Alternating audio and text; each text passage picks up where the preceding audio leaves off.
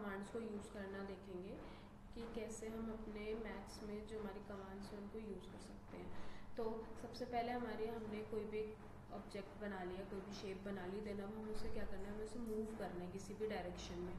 ठीक है, तो हम उसको मूव कैसे करेंगे, हम अपना कीबोर्ड पे W प्रेस कर देंगे, या तो यहाँ से सेलेक्ट एंड मूव पे प्रेस करेंगे ऑब्जेक्ट, देन हम लोग ऑब्जेक्ट को प्रेस कर देंगे। अगर नहीं तो हम लोग W प्रेस करके भी अगर ऑब्जेक्ट को प्रेस करेंगे तो हमारे पास ये एरोज हमें नज़र आएंगी।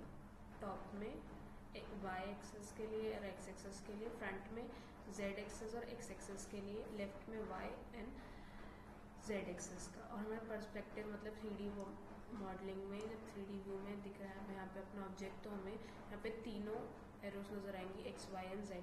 तो अगर हमें अपने ऑब्जेक्ट को किसी भी डायरेक्शन में मतलब मूव करना है तो हम कैसे करेंगे, इसको सिलेक्ट करके यहाँ पे ये हमारा X एक्सेस में मूव हो रहा है। अगर हमें Z एक्सेस में करना है या Y एक्सेस में करना है, जैसे Y एक्सेस में हो रहा है, Z एक्सेस में करना है तो ये यहाँ से Z एक्सेस में हो रहा है। ठीक है, अब इसके बाद हम रोटेट देखेंगे। रोटेट का शॉर्टकट होता है E, या फिर ये यहाँ पे आप सिलेक्ट एंड रोटेट के ऑप्शन में भी जा सकते हो। इसको क्लिक कर दो, आप ऑब्जेक्ट को क्लिक कर दोगे, आपके पास रोटेट के लिए ये ओपन हो जाएगा। ठीक है, यहाँ से आप किसी भी एक डायरेक्शन में X, Y, Z किसी भी डायरेक्शन में आप उस ऑब्जेक्ट को देखो रोटेट हो रहा है, आप इसको रोटेट कर सकते हो। अगर आपका रोटेशन ऐसे नहीं हो रहा है, आपको दिक्कत आ रही है रोटेट करने में, तो आप वापस से इसमें सेलेक्ट एंड रोटेट वाले ऑप्शन में जाएंगे, देन आप राइट क्लिक कर देंगे,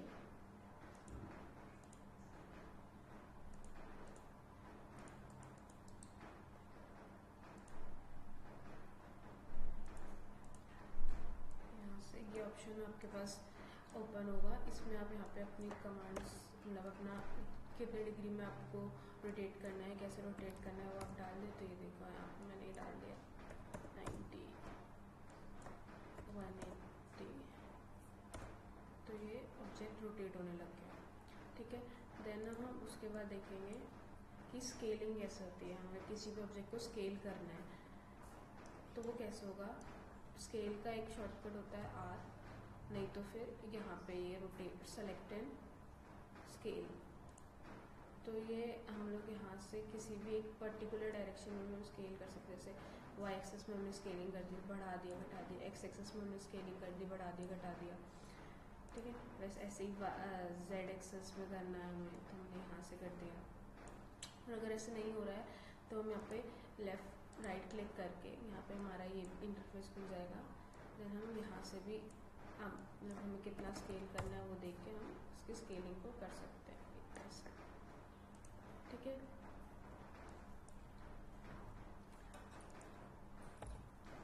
अगर हमारा जैसे यहाँ पे ये ग्रिड गुम हो गई, दिख नहीं रही है, तो हमें अगर ग्रिड पे वापस जाना है तो हम Z प्रेस कर देंगे।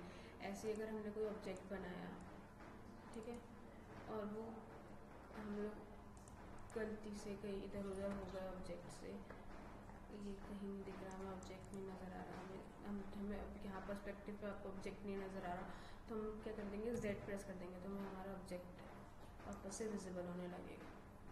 कहीं पे भी चले जाओ, Z प्रेस कर दोगे तो आपको आपका ऑब्जेक्ट वापस ऐसे ही आपको एक एक व्यू में जाके करना पड़ेगा। जैसे फ्रंट पर्सपेक्टिव में करो तो पर्सपेक्टिव में नज़र आने लग गया, फ्रंट क्लिक करके देन Z प्रेस करोगे तो आपको फ्रंट में भी आ जाएगा, दिख जाएगा।